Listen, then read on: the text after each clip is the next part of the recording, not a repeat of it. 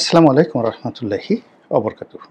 সম্মানিত দর্শক, আজকের এই ভিডিওটি দৃশ্যত আওয়ামী লীগের জন্য হলেও যারা বিএনপির এই মুহূর্তে ক্ষমতার কেন্দ্রে আছেন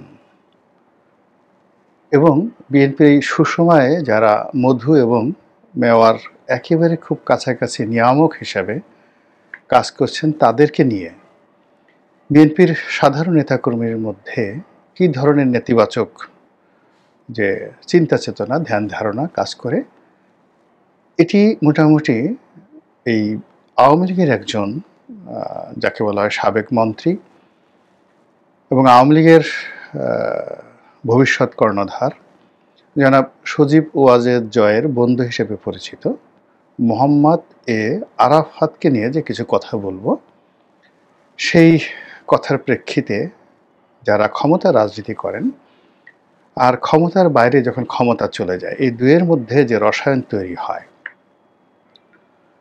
সেই রসায়নের প্রতিক্রিয়ায় বা সেই রসায়নের কারণে একটি দলের কি ক্ষতি হয়, কি উপকার হয়, সেটা নিয়ে আলোচনা করব।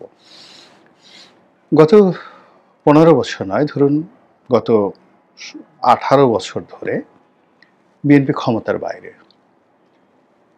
বিএনপির শত শত লোক, হাজার হাজার লোক, লক্ষ লক্ষ মানুষ যার যার অবস্থান থেকে যে কষ্ট করেছেন, কিন্তু গত 14 মাসে বিএনপির সুসময় আসার সঙ্গে সঙ্গে হঠাৎ করে কিছু মানুষের অভ্যুদয় হয়েছে, যাদেরকে গত এই 18 বছর ধরে এই বাংলাদেশে দেখা যায়নি। ক্ষমতার কারণে বিএনপির লোকজন তাদেরকে নিয়ে কোনো কথাবার্তা বলছেন না। আবার ক্ষমতা চলে গেলে এই লোকগুলো চলে যাবেন এবং বিএনপির নেতাকর্মীরা যদি তাদেরকে পায়, তাহলে তাদেরকে শুধু পিটুনি না, একদম রীতিমতো হলকম চেপে ধরবেন। এরকম একটা অবস্থা, যে অবস্থাটা আওয়ামী লীগের ক্ষেত্রে ঘটেছে। যেমন ধরুন, সজীব ওয়াজেদ জয়ের বন্ধু হিসেবে পরিচিত মোহাম্মদ এ আরাফাত, ওনার যে প্রথম পরিচয়, তিনি আমাদের দেশের গুণী অভিনেত্রী শমী কায়ছার তার স্বামী, সাবেক স্বামী। শমী কায়ছার, পান্না কায়ছার শমী কায়ছারের মা, তারপর শমী কায়ছারের আব্বা শহীদুল্লাহ কায়ছার, তার চাচা জহির রায়হান, জহির রায়হানের স্ত্রী সুচন্দা, তার শালিকা ববিতা। এই যে একটা পারিবারিক লিগেছি সাহিত্য, সংস্কৃতি, সাংবাদিকতা, রাজনীতি এবং চলচ্চিত্রে, সেক্ষেত্রে শমী কায়ছার সম্পর্কে আপনি অসংখ্য নেতিবাচক কথাবার্তা বলতে পারেন, কিন্তু শমী কায়ছারের যে ব্লাড লাইন, সেই লাইনের সঙ্গে যেভাবেই আপনি যুক্ত থাকেন না কেন বা হয়ে পড়েন, আপনি অবশ্যই সেলিব্রিটির পর্যায়ে চলে যাবেন। সেক্ষেত্রে মোহাম্মদ এ আরাফাতের সঙ্গে যখন শমী কায়ছারের বিয়ে হলো, এটা আরাফাতের কয় নম্বর বিয়ে, শমীর কয় নম্বর বিয়ে, ডাজ নট ম্যাটার, তিনি আলোচনায় চলে আসলেন এবং আমরা সবাই তাকে জানলাম যে তিনি শমী কায়ছারের হাজব্যান্ড মোহাম্মদ এ আরাফাত। এতটুকু যথেষ্ট। দ্বিতীয়ত হলো যে পরবর্তীতে আমরা জানতে পারলাম যে তিনি জনাব সজীব ওয়াজেদ জয়ের বন্ধু মানুষ এবং ঘনিষ্ঠ বন্ধু, এবং সেই বন্ধু হওয়ার কারণে কি হলো, আওয়ামী লীগের সেই টপ টু লো, কেবলমাত্র শেখ হাসিনা ছাড়া আর জয় ছাড়া প্রত্যেকটা মানুষ এই লোকটিকে, মানে মোহাম্মদ এ আরাফাতকে তোয়াজ করার জন্য, তদবির করার জন্য, তার তাবেদারি করার জন্য যদি প্রয়োজন হতো, যে ওনার জুতা টানার যদি প্রয়োজন হতো, আওয়ামী লীগের ক্ষমতা লোভী মানুষদের মধ্যে রীতিমতো প্রতিযোগিতা শুরু হয়ে যেত। এবং মোহাম্মদ হে আরাফাত কখনো যদি তার পেট খারাপ হতো এবং তিনি যে বায়ু ত্যাগ করেন, সেই বায়ুর ত্যাগ করে বায়ুর ঘ্রাণটা কেমন, সে অনুযায়ী ডাক্তারের কাছে গিয়ে ওষুধ আনার জন্য যদি তিনি টেন্ডার আহ্বান করতেন, টেকনাফ থেকে তেঁতুলিয়া পর্যন্ত আওয়ামী লীগের ক্ষমতাধর যারা লোকজন, তাদের মধ্যে দৌড়দৌড়ি শুরু হয়ে যেত। এর বাইরে আরো অনেক ব্যঙ্গ বিদ্রুপাত্মক কথা বলা যায়। এই ভদ্রলোকের সঙ্গে আমার সামান্য যতটুক পরিচয় হয়েছে, হি ওয়াজ ডিসেন্ট, ভদ্র মানুষ, কথাবার্তায় ভদ্রতা তার ছিল, এবং আমি তার মধ্যে বিরক্তিকর কিছু দেখিনি। আর জয়ের বন্ধু হওয়ার কারণে দেখা গেল যে তিনি চাঁদাবাজি করেছেন, দাপট দেখিয়েছেন, মানুষজনের সাথে খারাপ আচরণ করেছেন। আমি অন্তত সেটা দেখিনি। কিন্তু যে বিষয়টি বাস্তব সেটি হলো আওয়ামী লীগের যারা বা ক্ষমতালোভী লোকজন তারা এই ভদ্রলোকের যথেষ্ট দাবিদারি করেছেন, এতে কোনো সন্দেহ নেই। কিন্তু বাস্তব হলো যে তিনি সেই আওয়ামী লীগের শাসনের ব্যর্থতা, জয়ের প্রতি মানুষের নেতিবাচক মনোভাব, শেখ হাসিনার প্রতি নেতিবাচক মনোভাব, পুরো আওয়ামী শাসনের প্রতি মানুষের নেতিবাচক যে মনোভাব তৈরি হয়েছিল, এর যে পুরো ঝড় বৃষ্টি, সেই ঝড় বৃষ্টি ৩-৪ জন লোকের উপর বর্ষিত হতো। তারা ব্যক্তিগত জীবনে হয়তো ক্রিমিনাল ছিলেন না, কিন্তু এদেরকে দেখলেই মানুষ রাগ হয়ে যেত, ভীষণ রকম রাগ হয়ে যেত। এর মধ্যে সুভাষ সিংহ রায় একজন। আমি আরেকটা ভিডিও করব। নাঈমুল ইসলাম খানের কথা শুনলেও মানুষ রাগ হয়ে যেতেন। আর মোহাম্মদ আরাফাত, মানে তাকে দেখলে, তার কথা শুনলে মানুষ এত বিরক্ত হতো যখন তিনি ক্ষমতাধর ছিলেন। এই গেল এক। ২ নম্বর হলো যে আওয়ামী লীগের যারা ডেডিকেটেড, বোনাফাইড এবং যাকে বলা হয় দুঃসময়ের কাণ্ডারি যে সমস্ত নেতা নেত্রী, তো তারা তাকে ২ চোখে দেখতে পারতেন না।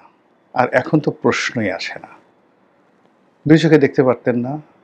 তিনি দেখতেন যে মঞ্চে উঠছেন, ওবায়দুল কাদের সাহেব চেয়ার ছেড়ে দিচ্ছেন তাকে, তিনি মঞ্চে বঙ্গবন্ধু সম্পর্কে দেশ জাতিকে বা দলকে ওসিয়ত করছেন।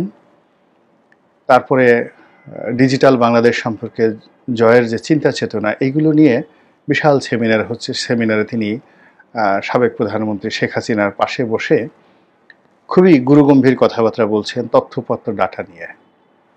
আর সামনে বসে যারা আওয়ামী লীগের এরকম ডেডিকেটেড লোক, তারা মনে মনে গালাগালি করতেন যে শালা তোমাকে পেয়ে নেই, এমন পাড়া দেব, তোমার জিব্বা টানতে ছিঁড়ে ফেলবো, আওয়ামী লীগকে তো চিনো না।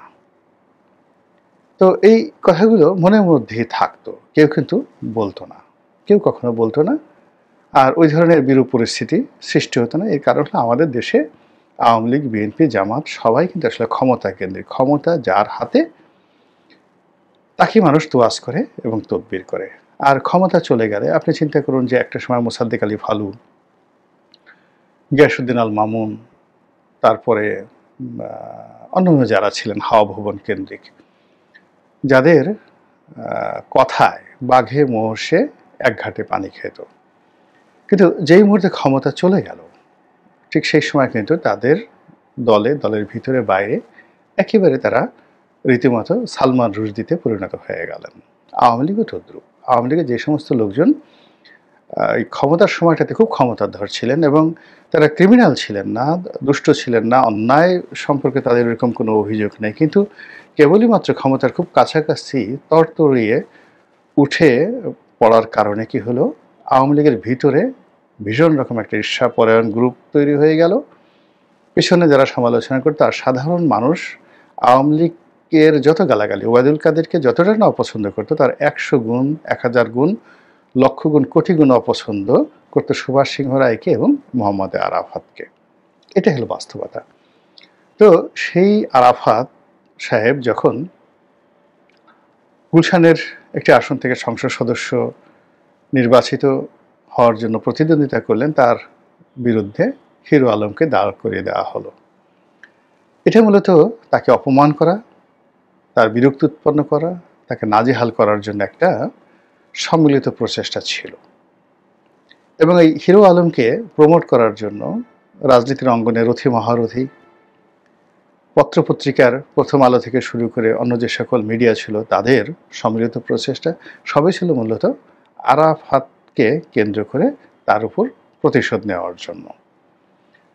তো এইভাবেই আসলে পুরো ক্ষমতার সময়টিতে, বিশেষ করে ২০১৪ সনের পরে আরাফাতের ক্ষমতা বাড়তে বাড়তে একেবারে শেখ হাসিনার যখন পতন হলো, তিনি তখন সালমান এফ রহমানের পরের লোকটি ছিলেন ক্ষমতার দিক থেকে এবং দলীয় যারা নেতাকর্মী আছেন তাদের তোয়াজ তদবিরের দিক থেকে, মানে আরাফাত সাহেবকে দেখার সঙ্গে সঙ্গে আওয়ামী লীগের লোকজন মুহূর্তের মধ্যে নৌকা হয়ে যেত, মানে ভাঁজ হয়ে যেত, পাল তুলে দিত, সঙ্গে সঙ্গে পাল তুলে দিত, বৈঠা টানা শুরু করে দিত, হুজুর আপনি যা বলবেন। তো এই অবস্থাতে মোহাম্মদ আরাফাত আসলে তার ওজন, তার আকৃতি, তার অবস্থান, ছাত্র মানে এই জিনিসগুলো তিনি কখনো ভাববার সময় পাননি বা তাকে কেউ প্রশ্ন করার সময় পায়নি। কিন্তু আওয়ামী লীগ বা বিএনপি এই দুটো দলের যে হোমোজেনিয়াসনেস, সেখানে বিএনপির আপনি যত বড় নেতাই হন না কেন, যেমন ধরুন মওদুদ আহমেদ খুব বড় নেতা, কিন্তু আপনি ছাত্র দলের যদি বাই প্রোডাক্ট না হন তাহলে আপনাকে আসলে বিএনপি সহজে মেনে নেয় না। আপনি মুসলিম লীগ করেছেন, ছাত্রলীগ করেছেন, আওয়ামী লীগ করেছেন, মানে এখানে আপনি গিয়ে দেখুন জয়নাল আবেদিন ফারুক কিংবা ফজলুর রহমান সাহেবের মতো মানুষ ছাত্রলীগ করার কারণে, মওদুদ আহমেদ ছাত্রলীগ করার কারণে তারা কখনো বিএনপির একেবারে বিশ্বস্ত লোক হয়ে উঠতে পারেনি। একইভাবে আওয়ামী লীগে যদি কেউ সত্যিকার অর্থে দাপট দেখাতে চায় তার কতগুলো পরিচয় থাকা লাগবে। মুক্তিযোদ্ধা পরিবারের সন্তান হতে হবে, বাবা মুক্তিযুদ্ধ হলে আরও ভালো হয়, বাপ, চাচা, নানা, খালু, ফুপা, মামা এদের আওয়ামী লীগের এমপি হতে হবে, মন্ত্রী হতে হবে, আর ছাত্রলীগ করতে হবে। এই গুণাবলীগুলো থাকলে সেই আওয়ামী লীগের নেতাকর্মী সে খুব সহজেই শেখ হাসিনার সামনে গিয়ে ঝগড়া করতে পারেন, তোফায়েল সাহেবকে প্রশ্ন করতে পারেন, যে কোনো মন্ত্রীকে 1 ঘন্টা গালাগালি করে আসতে পারেন, তার কিছু থাকুক বা না থাকুক, এটা আওয়ামী লীগের একটা চিরায়ত শক্তি। আর এখান থেকে ধরুন যাদের ঠিক যাকে বলা হয় এই 3টা গুণাবলী নেই, যেমন ধরুন শেখ পরিবারের সন্তান শেখ হেলাল ধরেন বা তন্ময় ধরেন, কিন্তু এরা কখনো ছাত্রলীগ করেনি। ফলে কি হলো, তারা ওই ক্ষমতার আরাফতের মতো তারা ওই ক্ষমতার কেন্দ্রেই দাপট দেখেছে, কিন্তু বিশ্ববিদ্যালয় ক্যাম্পাসে এসে ছাত্রলীগের মধ্যে এসে ওইরকম একটা টুশব্দ করবে, কথাবার্তা বলবে, এরকম সাহস তাদের অতীতেও ছিল না, এখনও নেই। এটা শেখ পরিবারের লোকের ক্ষেত্রে আমি বর্ণনা করলাম। আপনি অন্যান্য যারা আছে, যেমন বাবা এমপি, নিজে এমপি হয়েছে, মন্ত্রী হয়েছে, কিন্তু ছাত্রলীগ করেনি, আমেরিকাতে পড়াশোনা করেছে, আমেরিকা থেকে এসেই হয়ে গেছে।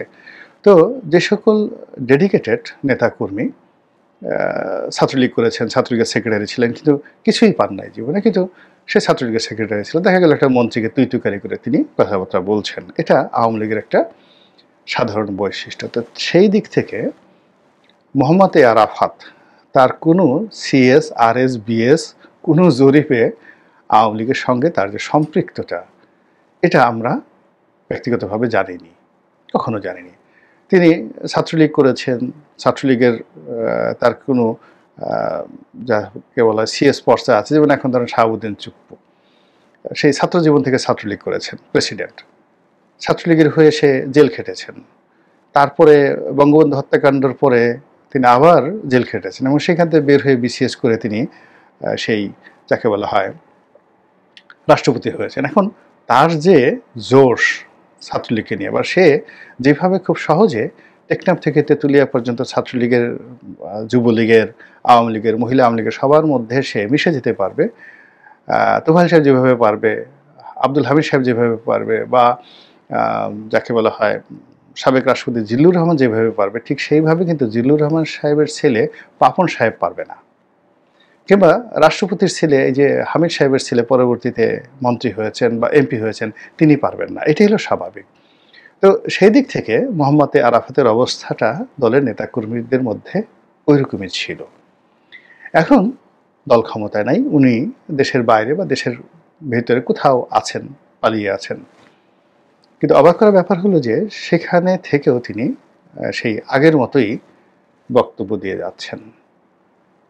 প্রথমত আমি তাকে অনুরোধ করব এবং দলকে অনুরোধ করব যে স্টপ ইট। এই মুহূর্তে আসলে মোহাম্মদ আরাফাতের মতো যারা লোকজন রয়েছেন, ইভেন সুভাষ সিংহ রায়ের মতো যারা লোকজন রয়েছেন, তারা আওয়ামী লীগের পক্ষে যদি কথা বলেন, আওয়ামী লীগের ভিতরে এবং বাইরে নিদারুণ প্রতিক্রিয়া হয়, ভীষণ রকম। ওই যে অনেক ভিউ হবে বা দেখবে, ডাজ নট ম্যাটার, কিন্তু অন্তঃস্থল থেকে বলছি যে মোহাম্মদ আরাফাতের মতো মানুষ যদি এখন কথাবার্তা বলে, আওয়ামী লীগের ক্ষতি হবে, রাজনীতির ক্ষতি এবং দেশেরও ক্ষতি হবে। এবং তিনি মূলত প্রতিহিংসার শিকার হবেন। এবং দেশের বাইরে আওয়ামী লীগের যারা লোকজন আছে, আপনি যেখানে চিন্তা করেন যে ডক্টর মোহাম্মদ ইউনূস সাহেব যান, তাকে ডিম ছুঁড়ে মারছে। তা আরাফাতকে যদি সেই আওয়ামী লীগের লোকেরা পায় দেশের বাইরে, একেবারে সোজা বাটাম দিয়ে ফেলবে। তার সঙ্গে জয়ের কি বন্ধুত্ব আছে না না আছে, ওটা তিনি যখন ক্ষমতায় ছিলেন তখন ছিল। কিন্তু এখন তিনি যদি জয়ের পাশেও দাঁড়িয়ে থাকেন, জয়ের গলা ধরেও যদি দাঁড়িয়ে থাকেন, জয় তাকে রক্ষা করতে পারবে না। ওখান থেকে টেনে এনে কিন্তু তাকে আওয়ামী লীগের লোকজন কিল গুতা ঘুষি দিয়ে তাকে নাকের বদনা ফাটিয়ে দেবে একদম রীতিমতো। এটা হলো আওয়ামী লীগের বৈশিষ্ট্য, ছাত্রলীগের বৈশিষ্ট্য। এবং এই দল, মানে এটা শেখ হাসিনা খুব ভালো করে জানেন। এই দলে ধরেন অনেক কথা, কেবলমাত্র শেখ হাসিনার অনেক কথা ধরেন দলের নেতাকর্মীরা জানে যে এটা খারাপ, বিরক্তিকর, তারপরে তারা শোনে। এটা এই আনুগত্যটা দলের মধ্যে আছে।